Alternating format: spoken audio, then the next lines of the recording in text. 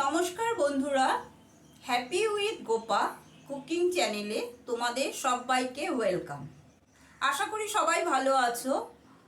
আমি আজকে তোমাদের সাথে শেয়ার করব শাহি ডিম কোরমা রেসিপিটা। তোমরা দেখতে থাকো আমি এই রেসিপিটা কিভাবে বানাই।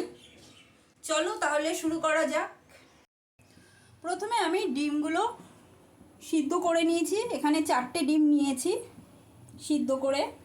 এবারে একটা বড় সাইজের পেঁয়াজকে আমি টুকরো করে রেখেছি। 4টে কাঁচা লঙ্কা নিয়েছি, কয়েক কোয়া রসুন, 10-12 কোয়া রসুন নিয়েছি, 6-7টার মতো আমন্ড নিয়েছি। এগুলো সব আমি একটু সেদ্ধ করে নেব।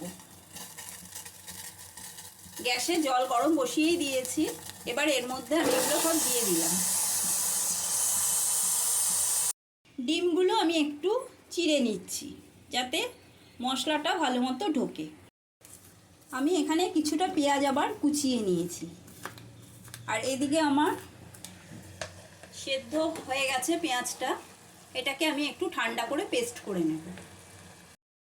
আমি একটা কড়াই বসিয়ে নিয়েছি। কড়াইয়ের মধ্যে দিয়ে দিচ্ছি সাদা তেল।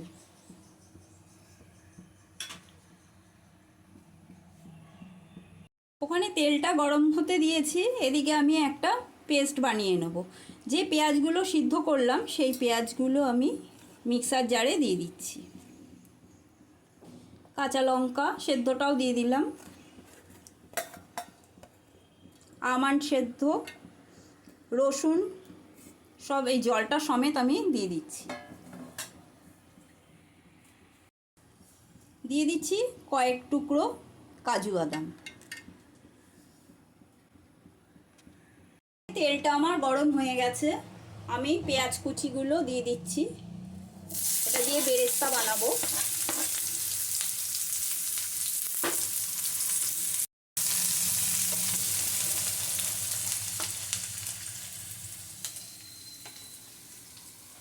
আর এর মধ্যে দিয়ে দিচ্ছি 1 চামচ মতো পোস্ত।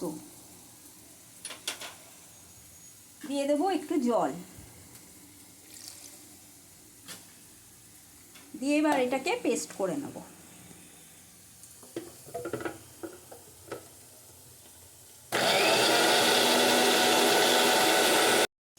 পেস্ট আমার হয়ে গেছে। পেস্টটা আমি একটু ঢেলে রাখছি। যেহেতু আমি কোরমা বানাবো এই জন্য আমার সব জিনিস সাদা সাদাই দেব। পেঁয়াজটাও আমি এরকম সাদা টাইপের তুলে নিচ্ছি, বেশি লাল করার দরকার নেই। এবার কড়াইতে আর একটু সাদা তেল দিয়ে দিচ্ছি। এই রান্নাটা সাদা তেলেই করতে হবে।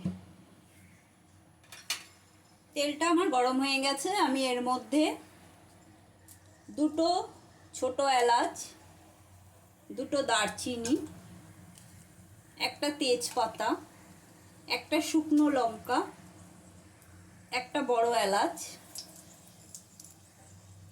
5-6টা গোলমরিচ এইটা আমি ফোড়নে দিলাম। ফোড়নটা একটু হয়ে নি।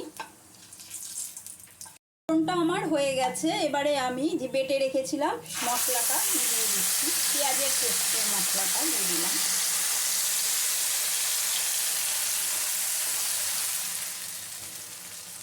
এর মধ্যে দিয়ে দিচ্ছি 1/2 চামচ ধনের গুঁড়ো, দিয়ে দিচ্ছি 1 চামচ মতো গোলমরিচ পাউডার,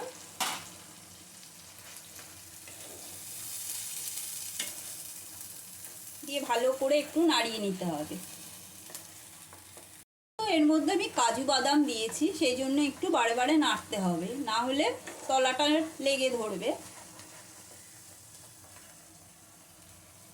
এবারে এর মধ্যে দিয়ে দিচ্ছি আমি 50 গ্রাম মতন টক দই।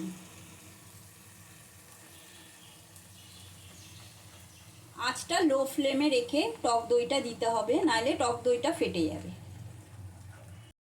দিয়ে দিচ্ছি পরিমাণ মতো লবণ।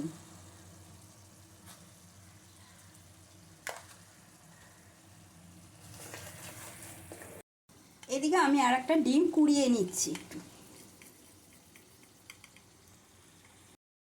এখন আমি ডিমগুলো এর উপরে দিয়ে দিচ্ছি। মশলাটা কষানো হয়ে গেছে।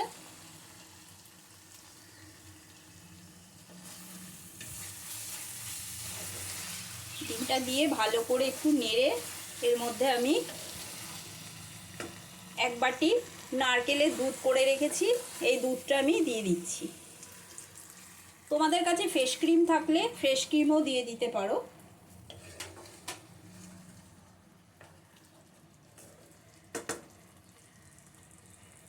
এর উপর দিয়ে আমি একটু কোরানো ডিমটাও ছড়িয়ে দিলাম।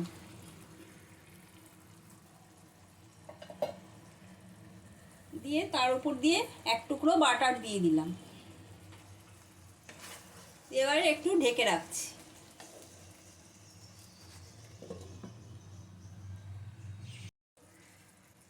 এবারে আমি এর মধ্যে দিয়ে দিচ্ছি একটু শাহি গরম মশলা, আর দিয়ে দেবো অল্প কেওড়া জল।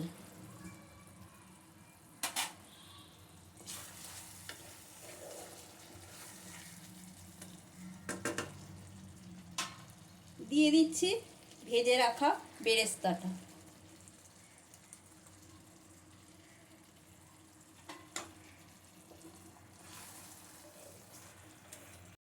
আমার এই শাহি কোরমা রেসিপিটা হয়ে গেছে।